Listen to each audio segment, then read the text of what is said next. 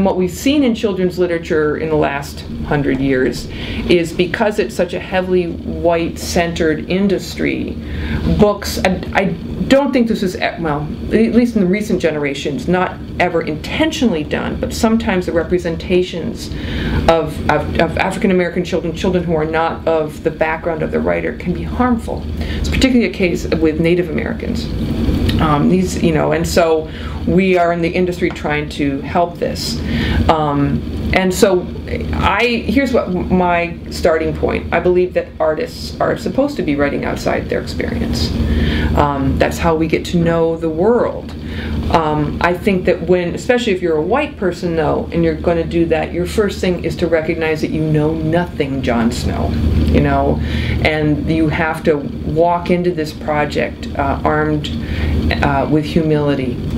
Now, I came from a background, my father was a minister who believed deeply in racial justice, and he had the Klan threatened to burn his church down. I grew up and went to city integrated schools, so that puts me a little bit different from a lot of white people.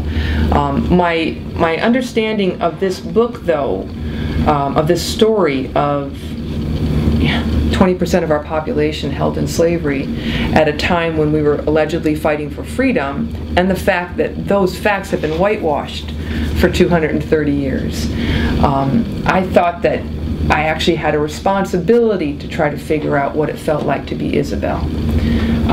And yes, I think we can do that, but you do it by doing a lot more research, like years more research than I would have done had the characters been white.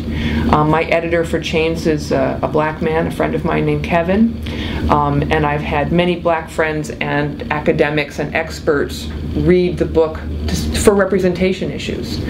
They're sometimes called sensitivity readers.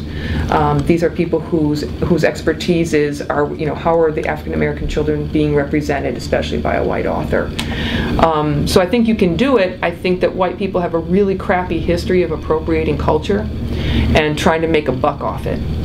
And I'm hoping, because I was trying to raise the bar, the standards, not only for historical accuracy, but also for respectful representation of people who don't look like me. That's why this book took 5 years.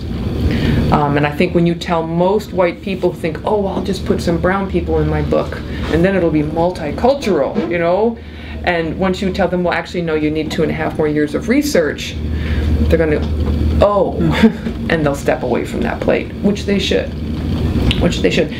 Slavery was America's original sin. And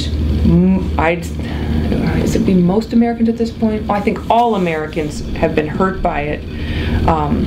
But the fact that we don't talk about this today is why we don't know our history, which is why so many of our fellow Americans are struggling with life and death issues. I didn't have to teach my son not to put his hoodie up when he walked down the street, but my friends did.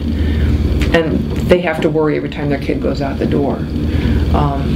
So I really feel called as an American and as a white American to understand our history and then to find the respectful, appropriate way to try to tell it.